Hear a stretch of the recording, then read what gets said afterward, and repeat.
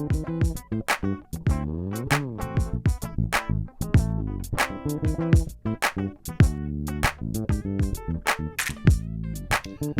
everyone, and welcome to the Higher Ground podcast. I'm your host, Tom Castriota, and with me today is Doug Wald, Vice President of Recruiting for Executive Alliance out of Commack, New York, and the owner of Careers Forward, a career advocacy agency helping people employ best practices with their career pursuits. So whether you're preparing for an interview, seeking a promotion, or just curious about what's in the minds of hiring managers, executives, interview candidates, and executive recruiters, this podcast is for you. Join us as we explore real career journeys one story at a time. And if you do actually like the show, well, feel free to like or subscribe. Thanks again for watching. And you've probably heard me say this more than once, but from the lawyers, views expressed on the Higher Ground podcast are the personal opinions of our guests and the host, me, and do not necessarily represent the points of view of their employers, past or present. Enjoy the show.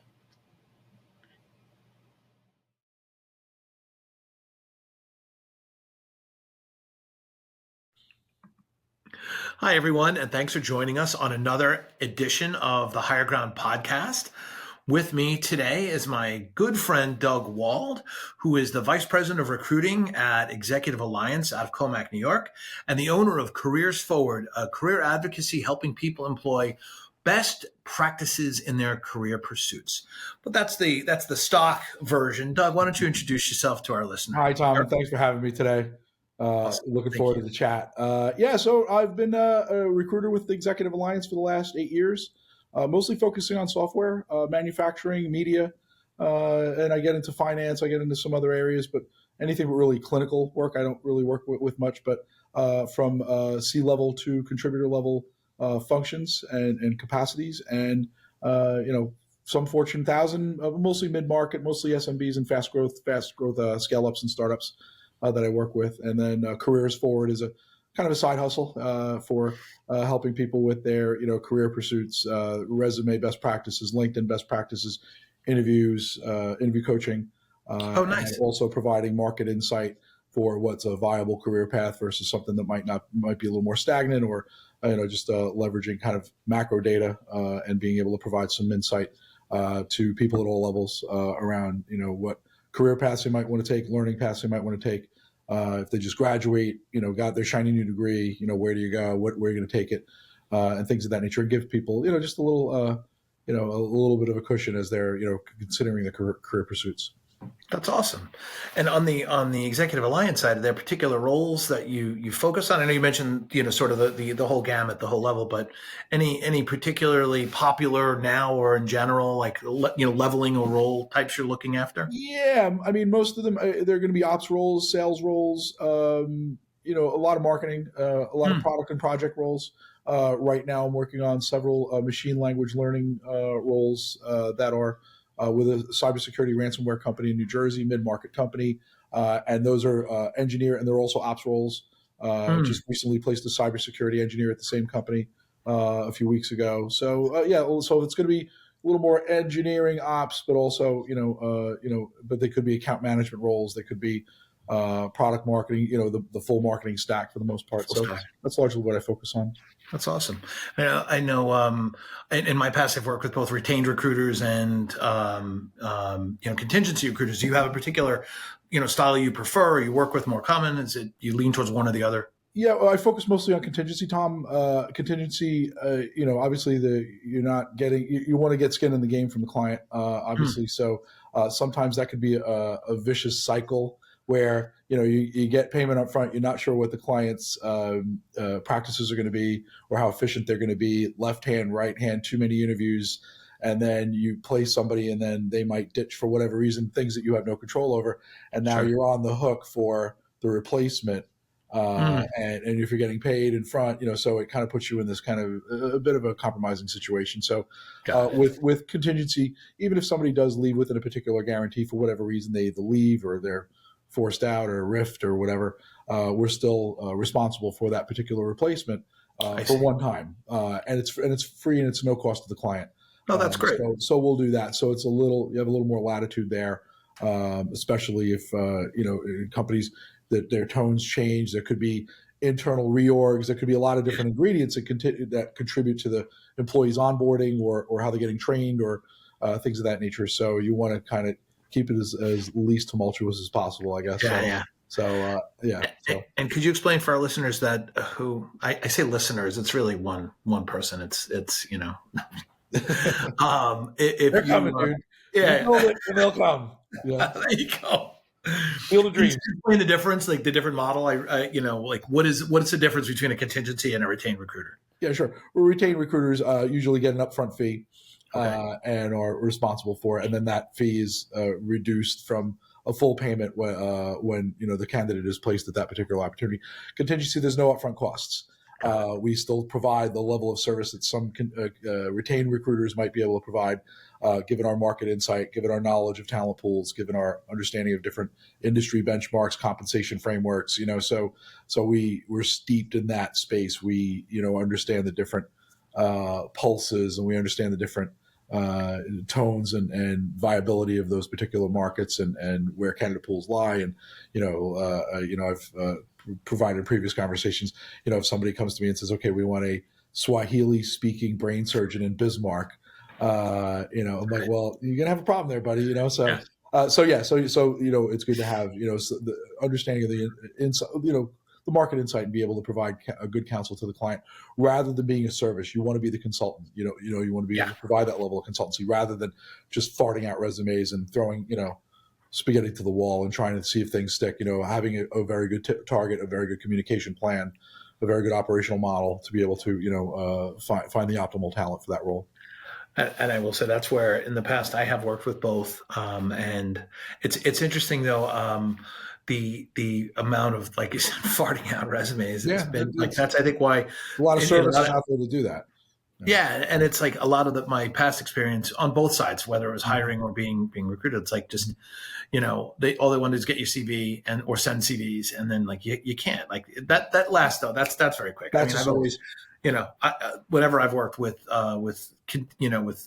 recruiters in general, it's always become a relationship. Yeah. Right. I've had some very successful, long-standing friends that we've done this in the past. Absolutely. But, no, that's awesome. Well, thank you for sharing. Yeah. And I figure let's start us off with some this or that.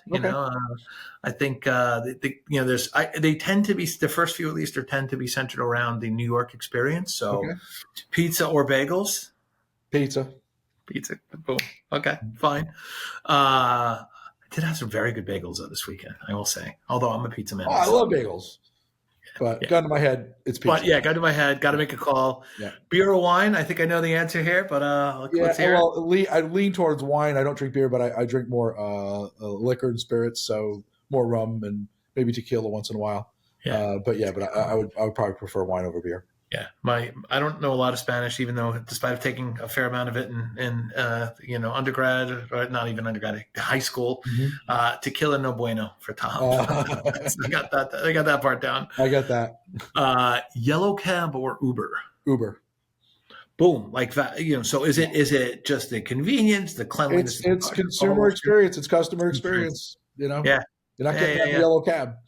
Yeah, it's funny too because like if I'm in the city, if like I'm in the city of Fairbanks, like when I get, I will shoot for the cabbies because I feel bad, but then I always end up getting angry. Right. It's filthy. Like what's going on? Right. Could you do you not have a vacuum? Right. Anyway, and they have competition. And now there's competition. I can't tell you. Like I don't even want to. Back to customer experience. It's everything. Makes sense. Makes sense. Again, I think I know the answer here with dogs and cats. Dogs all day. Boom, dogs all day. All day. All right.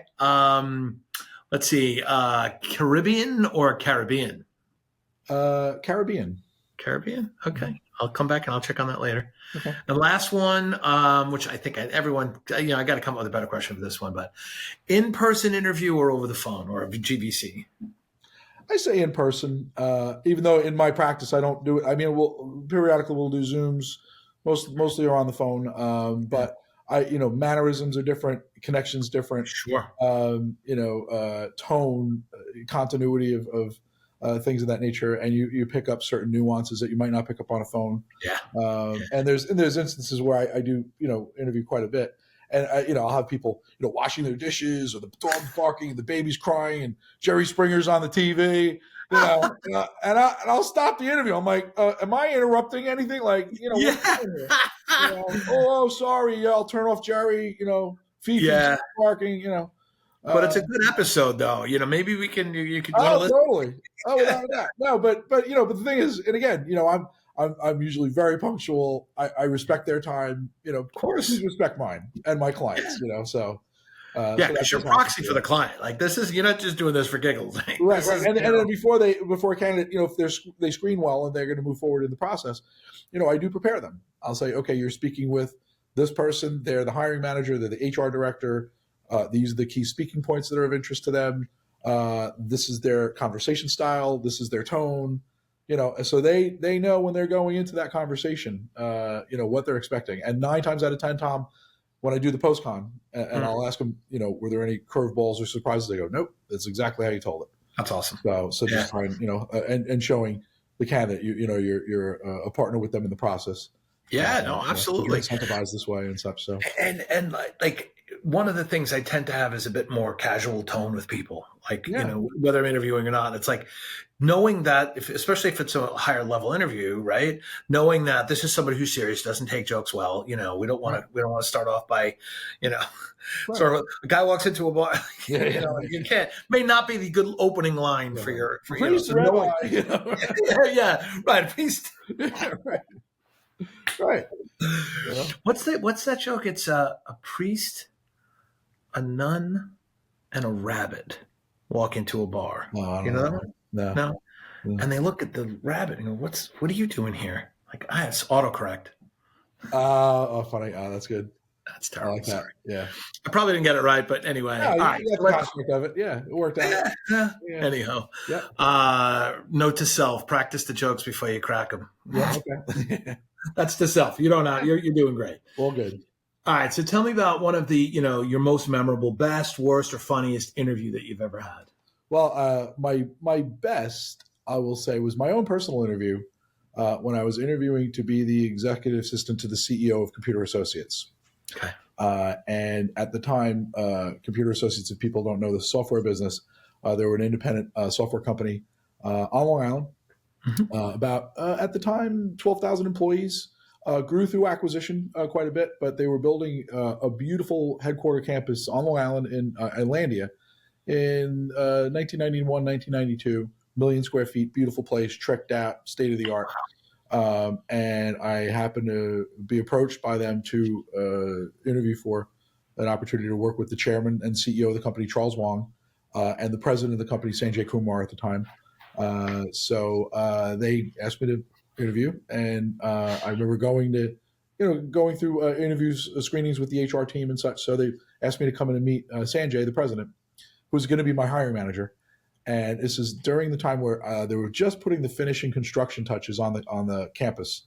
There's cranes, and it's 8 a.m. on a Tuesday, and there's construction workers walking around, and telecommunications people, and cables and cranes and stuff, and and I'm sitting there, watching all this activity in their lobby, their new lobby, before the building's even finished. And Sanjay walks in and he says, "You must be Doug." And I said, "Yeah, you must be Sanjay." He says, "Come on in."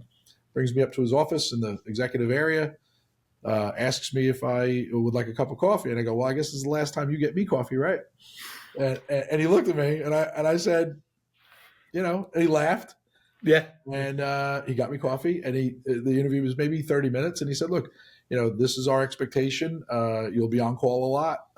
You'll be privy to a lot of heavy information, really, confidential information around our practices, our mergers and acquisitions opportunities, investments we're making. You'll be, at our right hand, working with all of our heads of our business units, our heads of our divisions, general managers, global country managers. You'll be, in the hornet's nest." And then I said, "Okay."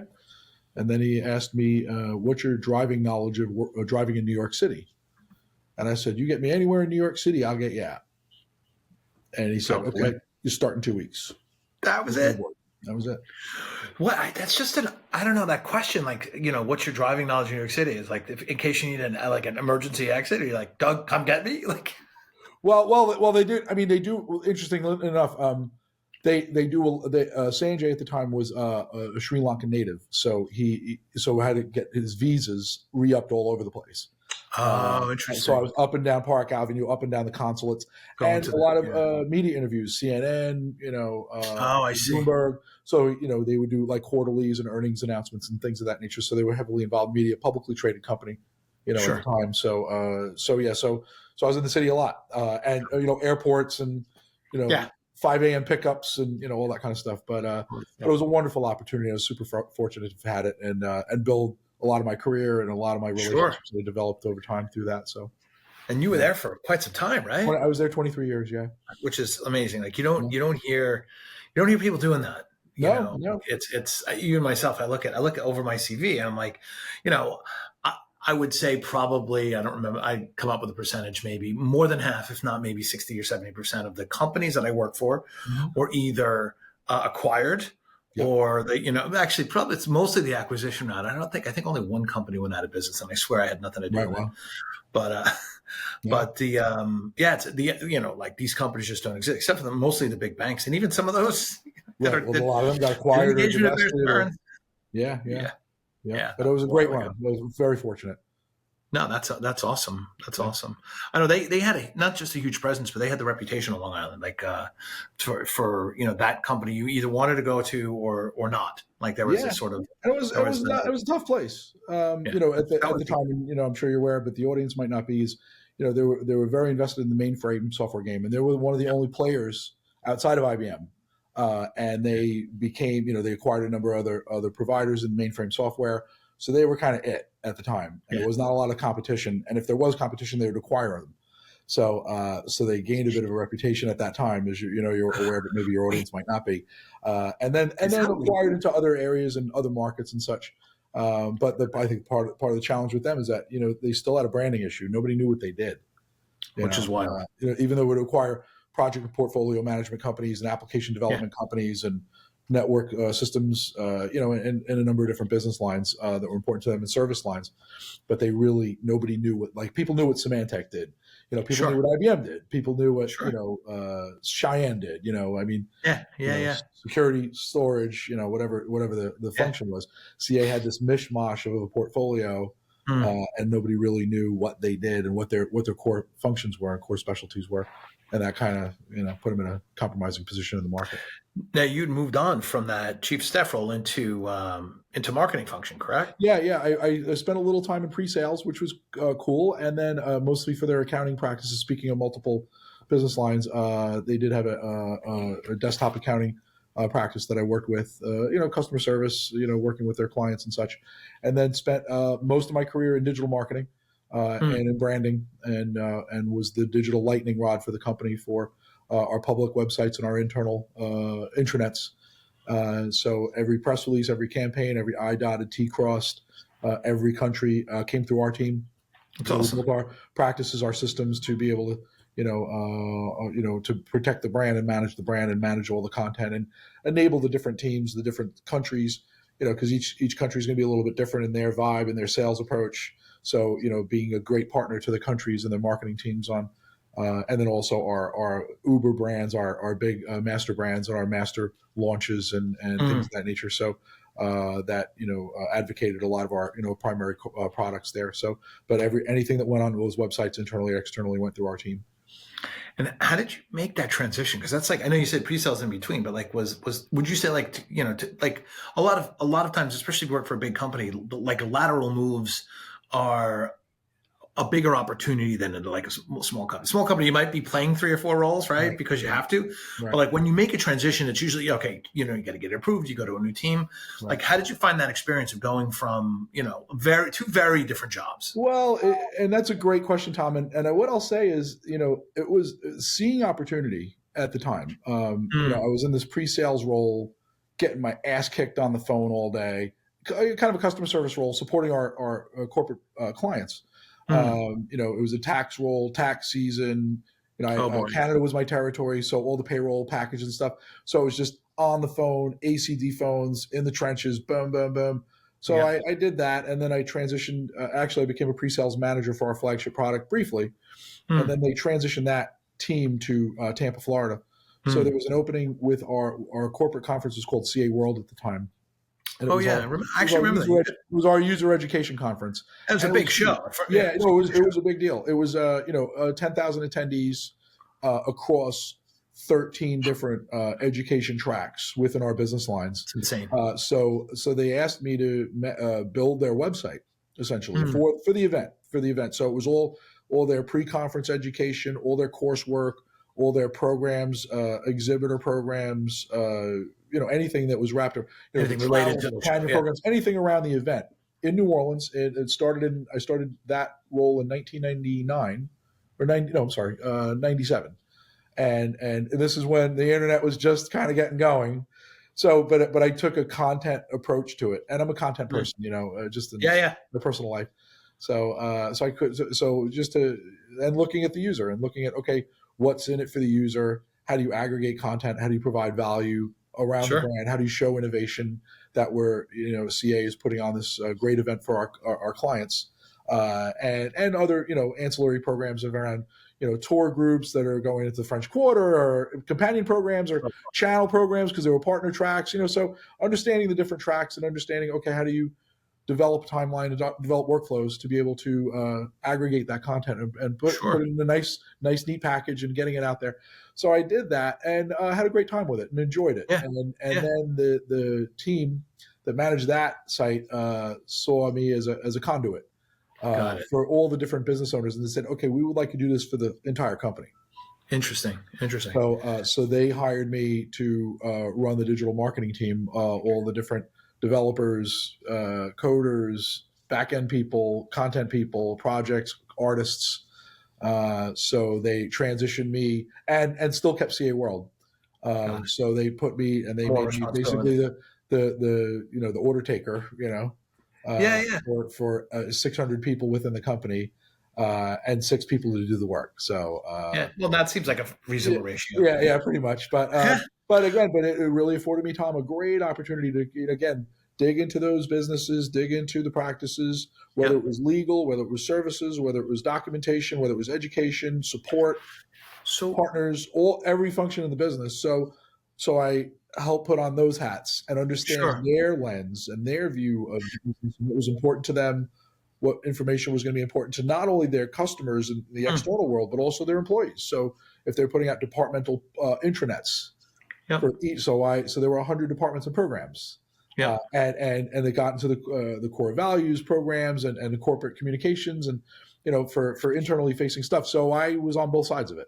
So what's the advice you get, right? So like if I'm playing back what I heard you say, like you basically, you were doing a thing, right? You saw an opportunity to try something. The pre-sales thing, was like not necessarily your jam, right? Yeah. Like, and the circumstances changed. At the time. It was like, okay, you took a swing, maybe not for me, saw this opportunity, went after it, and was like, whoa, this is fun. This is interesting. This is hard. I like it. I'm like, and then just basically like they saw your good work and then grew it. Yeah. So if you were to give yourself or somebody else advice like that, you're in a spot like, because I've done something similar where I've taken a shot at something and not liked it, more than once, right? When you look under the hood, sometimes there's no engine there. Yeah, exactly. It's like, wait a minute, are those chickens? Like, what the hell?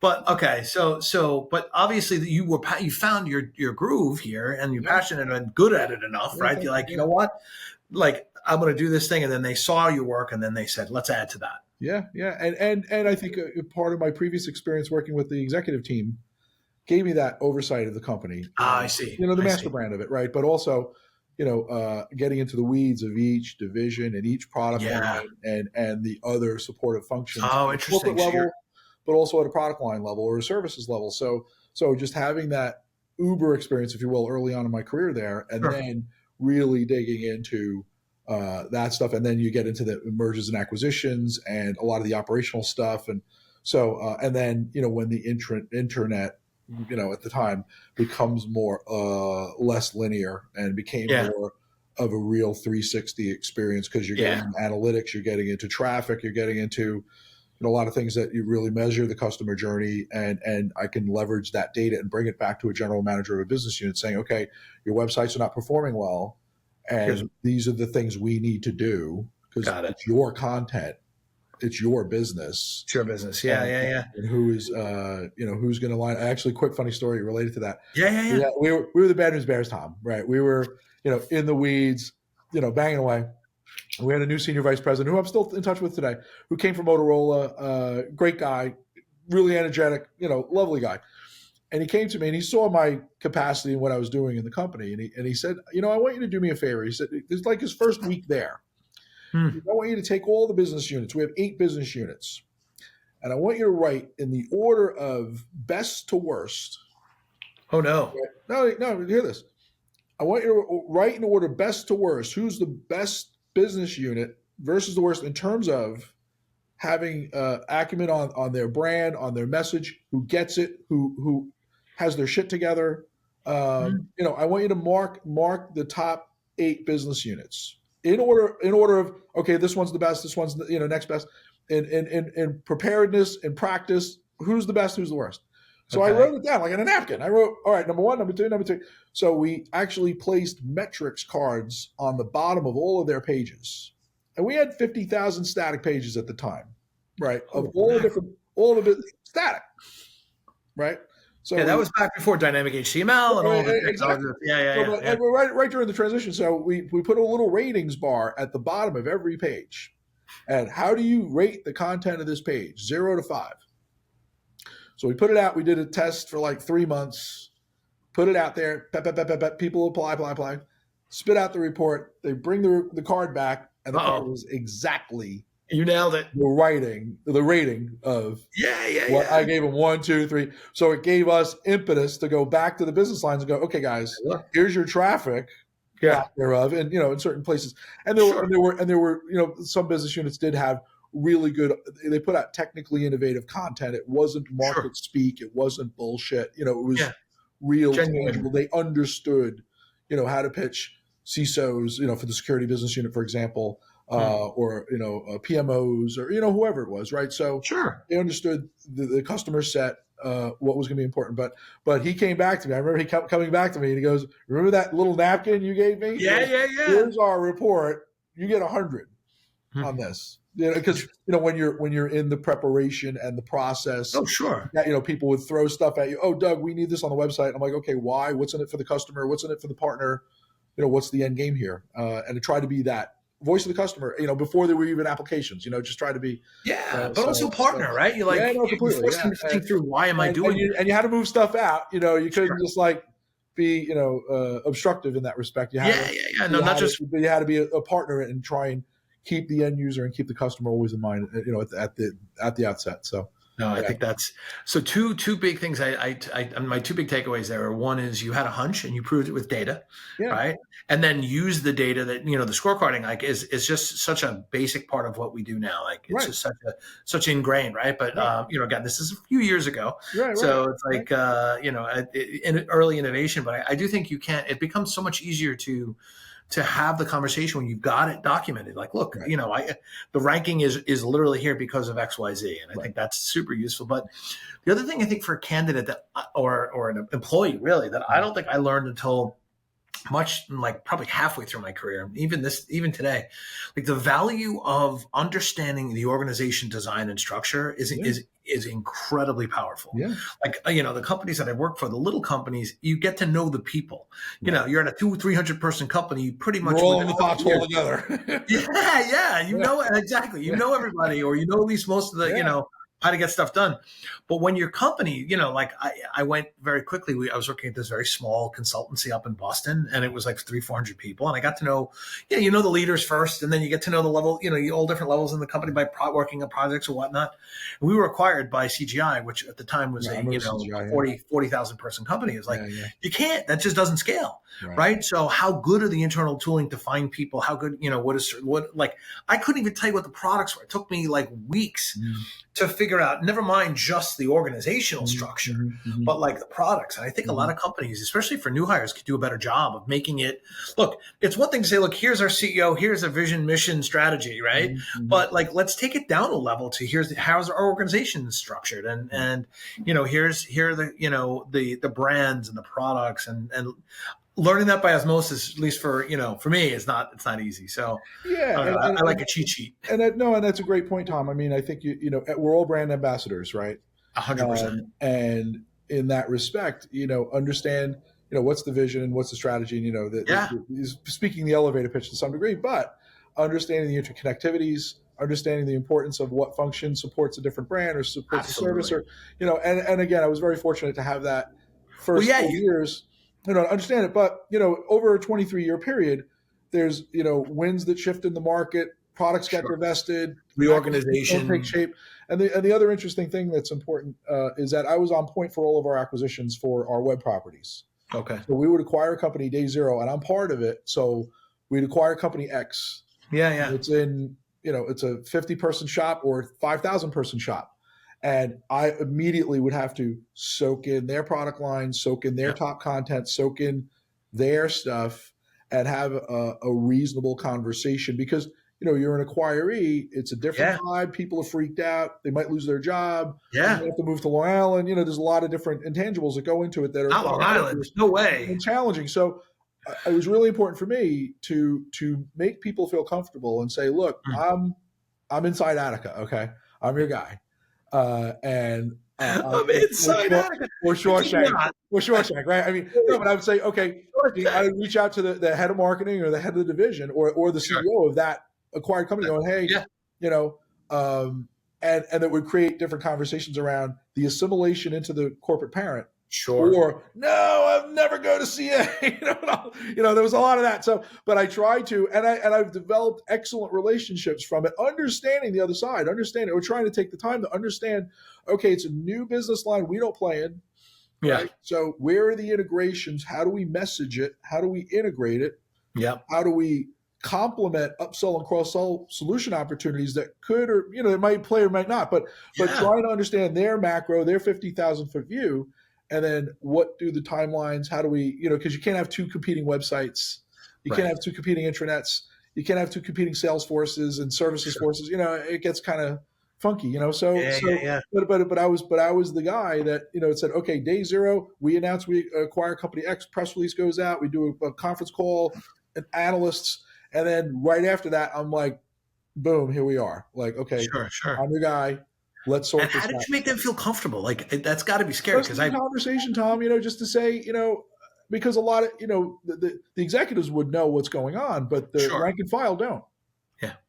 So now you work with a product manager and you're like, hey, your product fits in over here, and maybe another product manager, your product fits in over there. We're going to have to split you guys apart and put you into two different divisions. Yeah, and I would help. I mean, that's up to the business. Oh, so right? To make those roadmap conversations, but in terms of the web relationships and how we're presenting this to the public and how we're presenting this to customers, and also presenting it to their customers, because now we're like, they might love their product, they might love their service, and then boom, they're acquired. And those people are, all right, are we staying? Are we leaving? Are we divesting? Are we getting out? Like, we've had experiences. There might have been previous instances where they had those relationships. So it was just a conversation, Tom, just trying to be, kind and accessible, and saying, I feel you, like, I understand the challenge you're going through. Yeah, it's hard. And it's an opportunity, right? From my perspective and also from there. So presenting as a mutual opportunity, saying, okay, you just came into this huge company, 20,000 people. You don't know who's who, who's in the zoo. Sure. I'm like, okay, I'm in the zoo. I'm an animal, but I'm here to help, and I'm here to care. And I won't, I'll be mindful of your brand. I'll be mindful of the timelines that you're afforded, because you're in this, new world, so to speak. So trying to be, extend myself and make myself accessible. Sure. So they understood. And if they needed somebody on the inside of Attica or Shawshank, I know Red. Red knows people. Red can get you smokes. Red can, but I knew all the Reds, right? So, but it's from that, literally from those actions, I've built wonderful relationships to this day of people that have hired me to recruit. From software companies, AI software companies that have said, "Hey, Doug, I remember we worked together," and so just in being collaborative and being open and accessible in a communication sense, no matter what your function is, it provides a lot of value, and it helps. And a good partner, right? Yeah, completely. And a good partner. Interesting. Yeah, no, that sounds great. Jumping back to some of the your experiences, interviewing candidates. What's the what's like one of the the most memorable excuse you've ever heard for someone for being like late or missing an interview or something? Yeah, fairly recently, I had a candidate interviewing for a director of sales opportunity, and it was great in the CPG world, and was traveling at a trade show, and it wasn't an interview. It was a pre-screen. It was a preparation call. Prep call. With me. And we scheduled it for like a 3:00, and she was out in Los Angeles and was leaving the trade show and on her way to the airport. And we jumped on the phone and we're like just starting our call, and then we hear bang. Oh, and her Uber got in an accident. No. While we're on the phone. And she's like, okay, dude, like she was okay. I'm like, are you okay? She's like, yeah. Question one. Gotta go. Give me 5. I'll call you back. Right. Because she had to hop another Uber to get to the airport. She was on the LA freeway going. So, oh my God. That just happened a couple of weeks ago. So she was fine. And then she gave me 10. I'm like, take all the time you need. We'll catch up whenever. So we caught up and had our conversation. So literally mid-flight, boom, like, yeah, very legitimate excuse. Oh, completely, totally. That's definitely one that's that's good. That's crazy. How about the weirdest place you've ever interviewed or screened or went through a call with somebody? That's a good question. I don't think anything weird. Well, I mean, I remember being in away on vacation with family in Antigua, on the beach. And those seagulls I hear in the background. Yeah. Oh, they're actually island birds. That's like related, but somewhat related. I was with family in Antigua, and as a recruiter, you're always, especially an agency recruiter, you're always on. You're always accessible. Sure. Candidates are in flight and conversations. You want to be there, right? So, but I'm in Antigua. You're on holiday. Space with my family and my and then you break out the English Harbor rum, and maybe an Eddie or two, right? And you're on the beach, kind of. Yeah. And then all of a sudden somebody comes flying in going, oh, we're having a hard time negotiating with a candidate for a heavy role, and I'm like, wait, this is what the candidate presented. This was their compensation ask, sort it out. I'm on, and they're like, we're really sorry. We know you're on vacation. I'm like, yeah. I go, plus I'm hopped up on rum and Eddie's. Like, leave me alone, kind of thing. And they're like, well, can you? So they're like, well, would you be okay with writing a note to our general manager explaining the situation about why this candidate's, they were getting competitive offers from, Meta and Google, and other places too. So they're like, can you explain this? I said, look, I explained this to you 2 weeks ago. This is not news. Yeah. The candidates, getting into a pissing contest back and forth and trying to, up the ante. Yeah. So I'm in my bathing suit and I go into the house and I write this letter and I'm trying to buzz on. And I get my niece. I'm like, can you look at this to make sure this is check my language, delete any swear words. Like P.S. No. So I got it out, but I'm literally in my bathing suit, like the sun's going down. It's the Caribbean. It's a beautiful vibe. Oh my gosh. All of a sudden I get this inbound flying thing going, can you fix this? I'm like, that's so funny. Dude.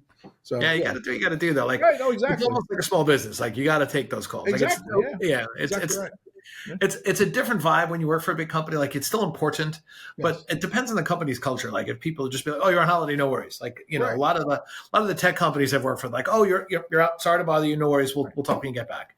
And it's a very different vibe than when you work for a small company. I remember back in the day, like some of the little companies were like, I don't care that you just had a kid. We've got a problem. Right. Oh yeah. Like, I've answered emails in like ICU, just had surgery, hopped up on morphine, I'm like, okay, yeah, we can take that interview. Sure. yeah, double check this. Yeah. God, absolutely.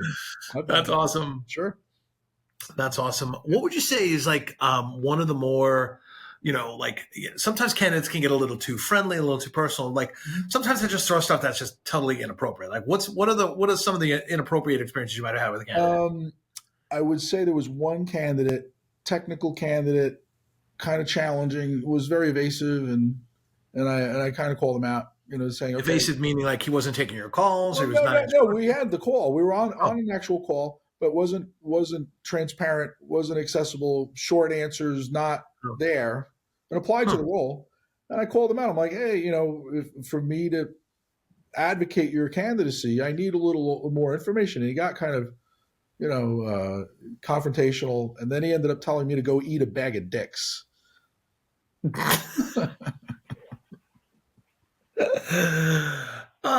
I think that's a pretty good way to end a relationship. Oh, it did. Yeah. I don't care how good you are, right? I mean, this is a problem. I, again, hired tons and tons of people, and I've made this my lesson in sometimes hiring people is like, you can't have toxicity on the team. Yeah. Like that person almost rather like, you put the little red flag next to their name. Like it's just like, oh my God, why would you burn that bridge? Why would you?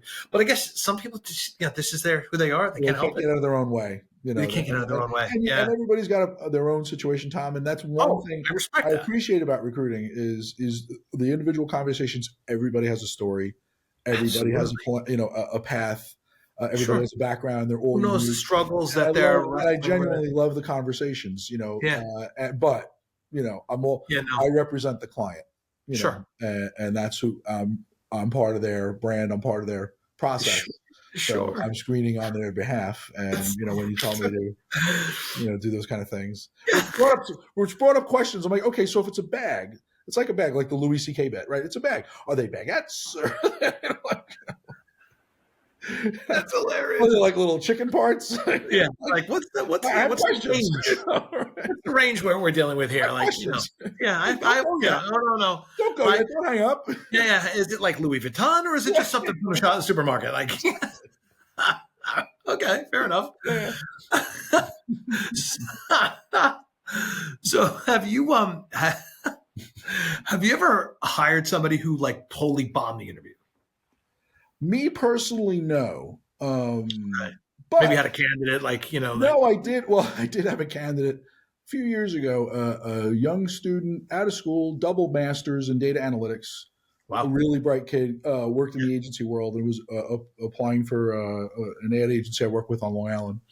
And great kid, really sharp. Can you say kid, by the way? Is kid? He was a kid. He was, to me, he's a kid, I have T-shirts older than him,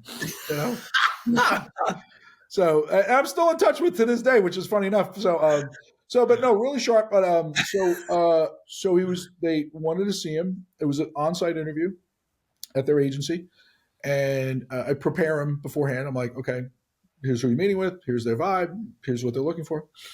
So, and I always ask candidates when they finish their interview to call me and give me a debrief. Sure. For every interview. So he goes out in his interview, and he calls me on the way home. And I go, hey, how'd it go? And he goes, oh, it went really well, but there was one small thing. And I go, oh, here we go, right? Yeah, here it is. Right. And he goes, while I was getting dressed, I put on 2 different colored shoes. And I go, okay. And now I know this is an ad agency, right? Oh, boy. Like presentation's fairly important, right? But he's a data analytics person? Was it a tech job or was it a tech job? But at an ad agency, right? Okay, all right. You still got to play with people, right? Yeah. Okay. So, I've never worked in that world. I don't know. I don't know anything about it. I've worked with back-end engineers and stuff. You put them in a cave, and fine, whatever. Yeah. But this role was, and they for the record, generally speaking, they like the cave. They like the ice. Oh no, right? No, I get it. I completely get it. Right? It's not a judgment, right? No, I get it. And I love those people. And I've worked with them, right? And hired them and onboarded them. I've done that. So I said, okay, so did they notice? And he goes, oh yeah, they noticed. Oh yeah. I go, okay. Like, what do you do with that, right? So finish the call. He leaves. So an hour later, the COO of the agency calls me. She goes, where do you find these people? And I go, what do you mean? She goes, he wore 2 different colors. That's the opening line. Yeah. And she was very direct. She passed a couple of years ago, bless her heart. She was a good friend and somebody I had great respect for and really love working with. It's like, where do you find these people? And I go, I find them here and there, whatever. Here and there. And then she not at the clothing store though. No, definitely not. No, and he had a double master's. I mean, he was an accomplished, candidate.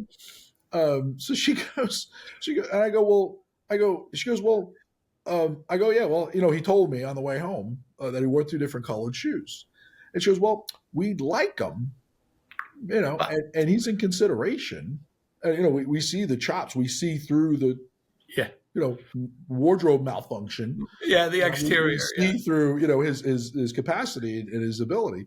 He's in deep consideration, but there's another candidate that might color coordinate better or whatever.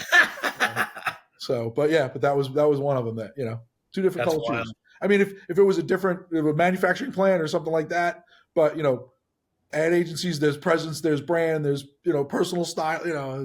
It's got to jive. So he didn't make it at that point. It reminds me like the little things. I think we might have talked about this before, but I distinctly remember as an interning at like a big company. As fresh out of college, so they give you the prep class, right? Mm-hmm. And the instructor that was telling us about different things. You want to consider this, and like meanwhile I'm more in like what can somebody tell me what fork to use like when I'm at a dinner? It's like work from the outside in. Oh, okay, that's good advice, thank you. Like I got like nobody had ever mentioned that when you get 12 forks on the table. Right. But he gave this example of how this executive, he went to all the interviews and everything went great. And it's like the final kind of conversation, meeting with a couple of the partners, and they're going to have dinner together. And like when the food came out without even tasting it or anything like that, he just sort of shook some salt, shook some salt onto the food and didn't get the job. And like, we were like, and why do you think that? Like, so he asks, us interns, like, what do you think it was? And like, I had nothing. I couldn't even come up with a joke with that one. I'm like, right. What in the world, right? And apparently it was a judgment on this person's inability working like on automatic pilot. You just salt your food without even tasting it. Tells us that you're going to get into this habit of just making, repetitive decisions without really thinking about, is it the right decision first? And I'm like, it's a bit salt.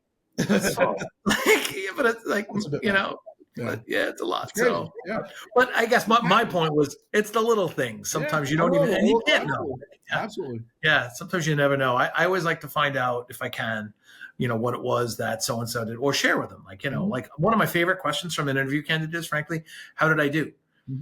Especially if they didn't do well, because then that gives me the opportunity to say, like, well, look, here's the thing. I felt like you were faking it on this part of the, our conversation. And when I pressed you on it, you talked louder. Like, I heard you, it was wrong, but speaking louder doesn't help. Doesn't make it. But like, but having that dialogue, the fact that they asked, number one, right? And the fact that when they come back, you come back with maybe not that, like that was kind of a humorous example, but when they come back with, well, maybe I didn't express myself right, you start having that, it's almost sort of second order conversation. Right. It kind of gives the candidate a chance to kind of course correct. Sure. And look past the mismatched shoes. I think I really do think that's a useful thing, because generally speaking, most of the time the candidates are by and large good. It's not so much good or bad, right? It's, are you a match for what we're looking for? Do you fit the role profile? Do you fit the level, the experience, the personality type? A lot of that stuff you can't control. And if it's just not a fit, then you go, all right, well, can they blend? Can they morph? And that's can be, if you're transparent about it, that can work. But I just generally find it's kind of like I'm going to fix the, I'm really in love with this person, but they're not, they don't have everything I want. So I'm going to fix them. Right. No, and you have to know what's in front of you, And I think maybe, but personality traits, behavioral traits, how do they deal with resolve and pressure and balance and collaborative spirit, and a lot of those different soft skills that go into it that you don't see on a resume, so if you were to rank some of those, you just rattled off a bunch, right? So what would you say some of the more important soft skills are? Your top one or two? Communication, collaboration, accessibility, resolve. So take me through some of those. Like, so when you say resolve, how do you respond to challenges? How do you how do you assess? How do you, not, lose it, or, keep some level of composure? How do you identify, if something kind of goes south or a scenario goes south, not just citing the situations that, okay, there's a problem here, and walking away. How do you present a resolution? How do how do you present resolutions in any capacity? So, it could be a dire situation, it could be anything. So, but how do you provide a tangible solution for your business partner or your other stakeholders, your team or whatever, saying, okay, here's where we are. We're in the ditch on whatever. X, How do we, and having that level of foresight or at least capacity. Ownership. Yeah, right. Yeah. Taking ownership. So being a good communicator, because it helps on the front end and the back end. The front end is setting the expectation. There's no ambiguous situations, or you're clear up front. And I try and do this with my candidates. When I present a candidate an opportunity, I'm all right, here's the full Monty. This is who you're reporting to. This is, so I try and, and usually most times after every interview, I go, do you have any questions? And they'll have some questions, but most of the time I'm like, all right, are we good? And so they get it. So on communication, collaboration is kind of intertwined between both of those points. The fact that you understand not only the business function of your collaborators or stakeholders or teams, but also understand how do they work, how are they wired, right? Quick funny point about the back end application developers related. When I joined the digital team, one of our application developers was a longtime guy. Type B, a great worker, like killer, brilliant technically, but was a backroom guy. Sure. What didn't engage well, didn't communicate well. But he was a killer coder. He was a killer. Came in to do his thing. Yeah. He was a killer guy, and he was a senior guy on the team. And they brought me in to run the team. So it created this vibe, like this dynamic, like, or who is this guy? And the fact that I worked for the CEO, right, created this kind of vibe. And anything I had to pull from him or work with him on, he came back on anything.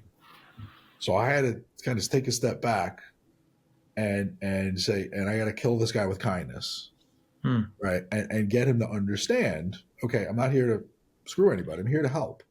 Yeah. I'm here to help. And I'm also here to run air cover for you. If we have a project going out and certain things need to get done, I need, again, setting communication, collaboration, intent. But I worked really hard at trying to gain his trust and gain and became great friends. We'll go to hockey games together. Sure. But understanding where people are wired, and there's people that might be tenured, there might be people that are new. What is their personality style? How do they communicate? How do and that way you can kind of calibrate. How do you engage? How do you find common ground? How do you move forward together? Everybody's there for the common good. Everybody's there for the common product or the service or whatever. And trying to, and you work better as a team, and you're more powerful as a team, more effective as a team. So on the collaborative side, and just understanding, where to push and where to pull and not, so where do you push a button? Where do you don't? You're like, okay, that person's having a hard day. They got something going on at home, or give them some space, breathing room. Having that level of intuition, but applying it to, the communication and collaborative piece. Yeah, I will say, like you reminded me of, we did a lot of testing. I worked at this hedge fund where they were big believers in like the psych tests. So like if you've ever done any of the Myers-Briggs type stuff. Yeah, those types of things. They're very useful as an indicator. Some people look at them as Bible, but I do think like understanding that somebody is super introverted, like whether they tell you or not, you can tell. Right. As an extrovert, you can tell. And what it really helped me learn was like, you got to tone it down, dude. Yeah. Oh, no. Like as someone who's a high E, me too. It could be over. It's like, whoa, you get out of my space, and it was very useful to learn. It's not everyone's going to, you got to read the room, and it's not a natural thing for everyone. And especially when you think you're helping and then you come in with your personality type and they're like, whoa, back off. Right. Without saying it, you get all the cues, the body language and the other bits. So yeah. Exactly. What would you say is, your worst interview experience for you or for a candidate? For me personally, it was actually at the company I'm at now. When I first started, and one of the challenges, the interview at the time was our trainer. And it seemed like a good guy at the time, but it seemed like the conversation was getting a little arduous. It was getting a little not collaborative in that respect. And he asked me a question, He said, "What makes you think you'd be a good recruiter?" And I said to him, and I didn't blink, and I said, "I'm excellent at managing relationships." Hmm. And he said, "Well, that doesn't mean anything." And I kind of took a pause, and I said, "Excuse me, but relationships are everything in recruiting. Relationships are everything in everything. Any fashion of business, any function of business, relationships are everything, and trust is everything, and your personal brand." And I remember like having that stick in my head as I left that interview, and I wasn't pleased about how the interview went down. The path that it took. Right, the path, right. And when I got in the car and I was driving home, and I was kind of like, I don't know about this. And I talked to my cousin, who's he's a software guy, he was counseling me at the time, and I was like, I don't know. He's like, how'd the interview go? I was like, I don't know, kind of didn't really get a read on it. And then I heard from the principal of the company, who emailed me while I was driving home saying, "Hey, come back for another interview." So I did come back, and I got hired, and I've been there 8 years, and I'm part of the leadership team and had a wonderful run there. And but I and who knows, that person might have been having a bad day or whatever, right? So you don't know, whatever. But in that sense of what's going to be tangible to success in that type of role. And understanding, it's you ask any recruiter, you ask anybody in business, sure. stack the most important things as would be important for success in that type of role, and they'll tell you managing relationships is really important. It's up there, So it's the difference between I'll take your call and I won't, frankly. Exactly. Particularly as a recruiter, because I'm not in a hiring manager role as I was for many years, but when I was, forget it, my phone rang off the hook, and it was like random people like, "Hey, I know you work with so-and-so, we work together, blah, blah, blah." Like, I work with him. Remember what I told you? Like, that guy, he's my guy. Like, I don't need to, he's doing great for me. And why would we even have this conversation? Well, but it's like, no, thank you.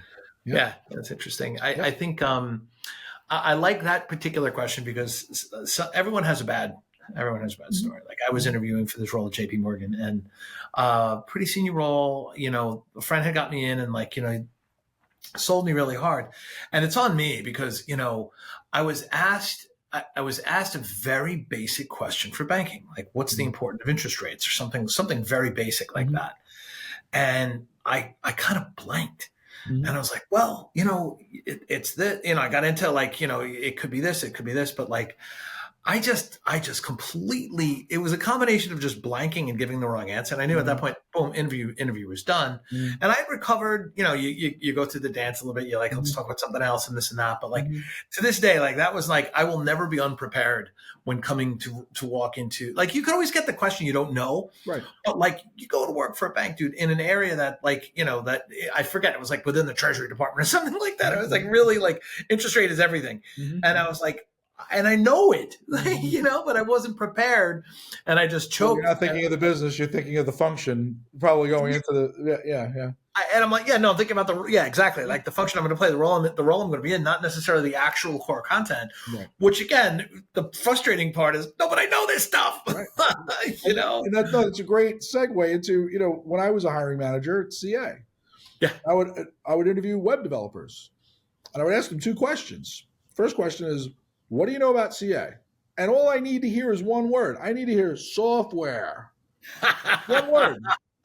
And I would get, the Islanders, because they had a stake in the ownership of the New York Islanders. I remember that. Yeah.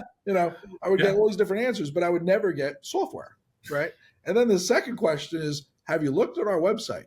Yeah, I mean, right. And a lot of times I go, no. I'm like, dude, it's a web job. Yeah. Like, Right. What are you doing? Yeah. So preparedness. Yeah, you can't say enough about it. You can't say enough about it. And the thing is, especially now, there are resources.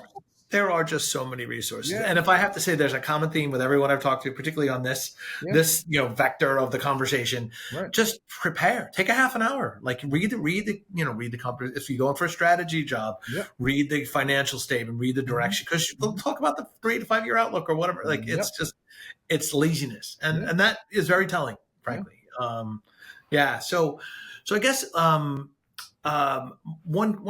question like that comes up a lot is bias, right? And how do you know, we all come into conversations with particular points of view or our own, we bring our own perspective, that is our tribe sometimes, right?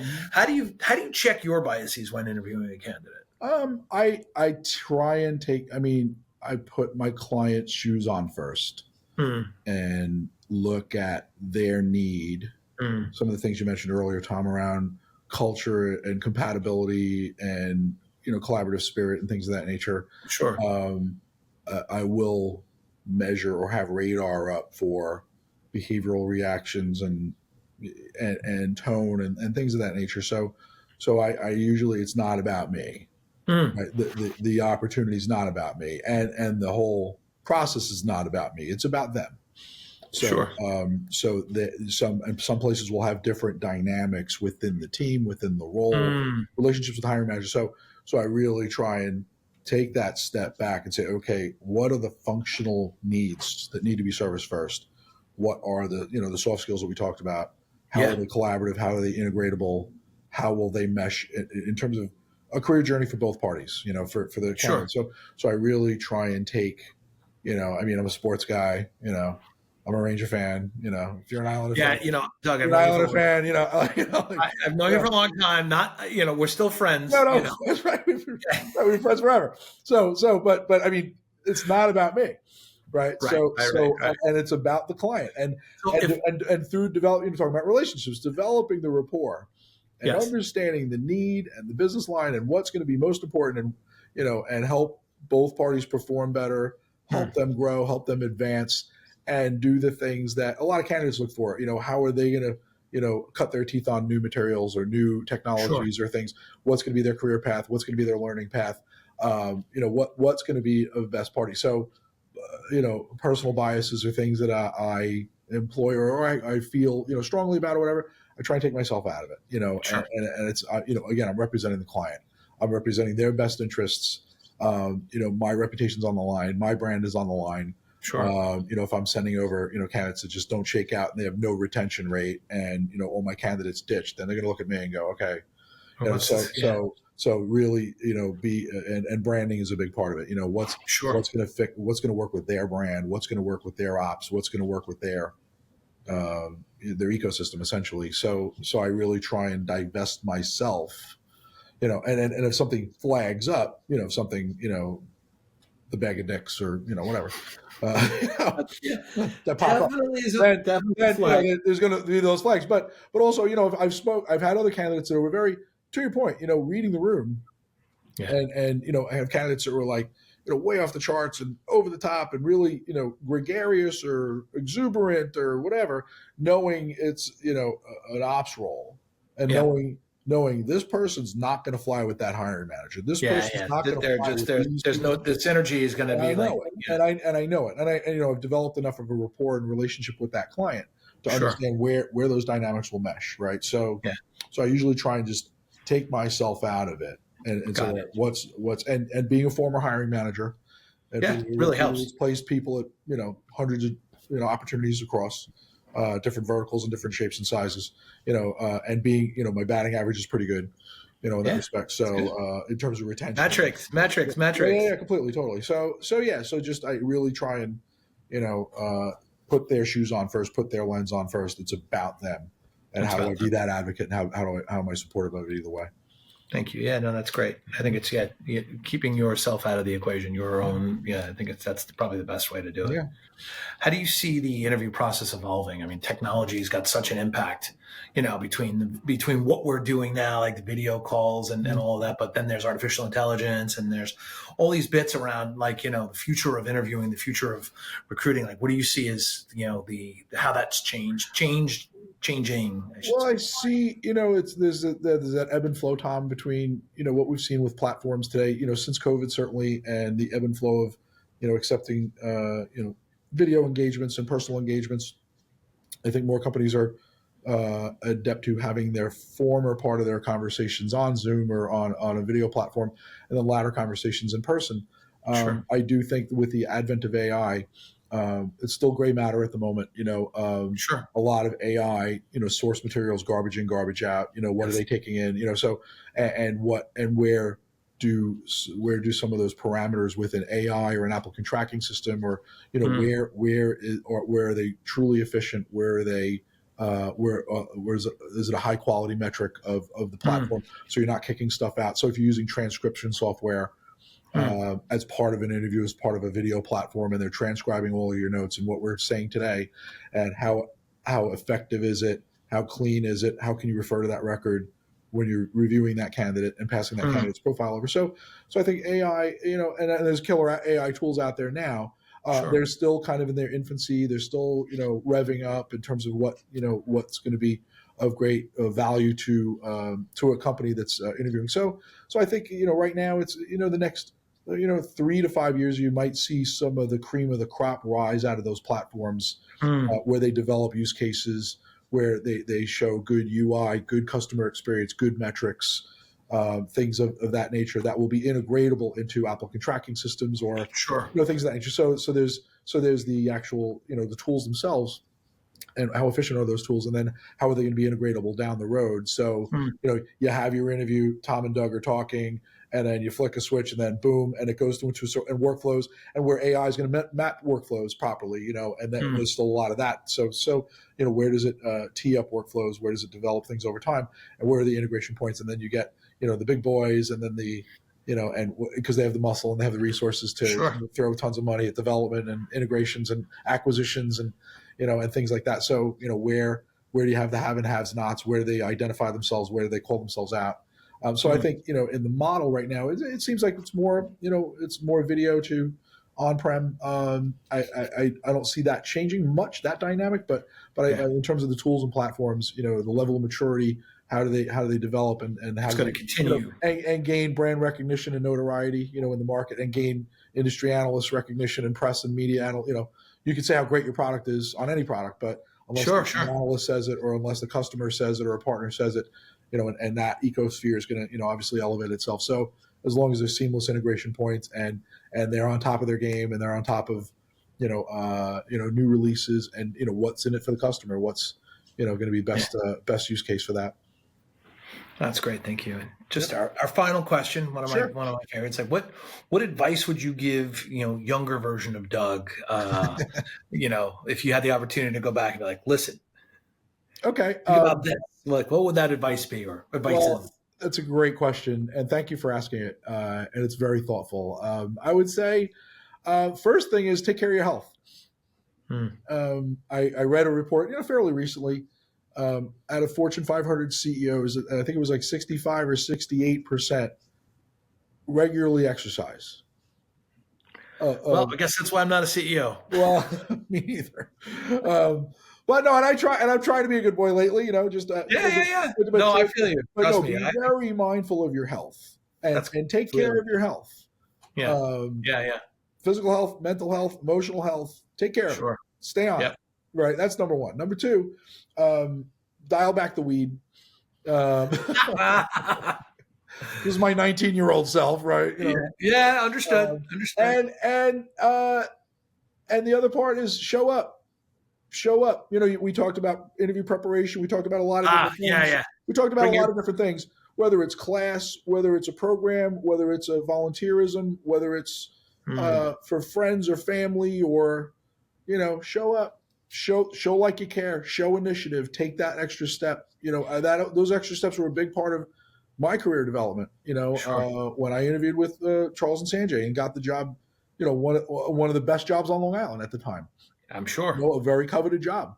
And I did that through studying and preparing for interviews and learning about the company. And when they brought me in for the first interview, they asked me that, what do you know about CA question? And I said, acquired this, acquired that. This person runs this. This is the CFO, blah, blah, blah. Here are your primary business lines. And they were like, and I was an EA. I was an assistant. Like I wasn't a strategist by any stretch, So but that's preparation. But that set off a big light bulb for them. They're like, all right, we got to talk to this guy. Yeah. And the thing is, like, I maybe if I rephrase slightly what you said, it's like, it's about bringing your A game. It's like doing the work and getting there and putting your best foot forward.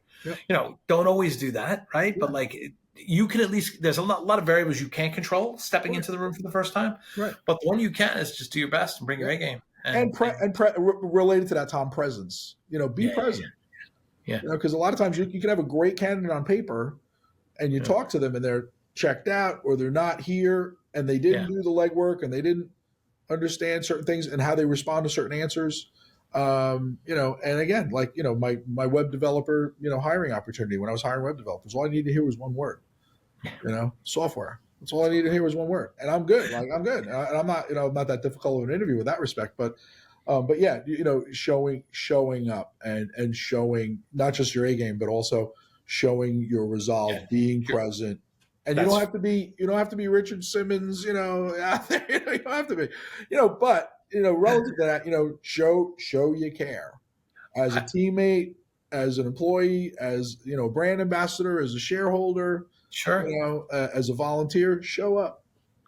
I think you've given me, one other really, really good piece of advice, which is on the Richard Simmons theme, don't ever show up in those shorts. Oh yeah, that's true. But he didn't care, and he danced by the beat of his own drum, and God bless him. And you know what? It totally worked for him. Yeah, sure did. He raised a lot of money for charity, and he did a lot of good work. He did a lot of really good things. Yeah, on his own, beating his own. On his own term. You talk about being authentic and talk about being present. I mean, there's nobody he was present. Yeah, he was one of a kind. Yes, he was. Yeah, no doubt. Well, Doug, I want to say thank you so much. Thank you, I really appreciate great chat. Yeah, you taking the time today. It's really, as always, a pleasure talking. Absolutely. And I look forward to the next time we get to see a show together. That's well overdue. Sounds good, brother. Cheers. Thank you again. All right. Take care, brother. Peace.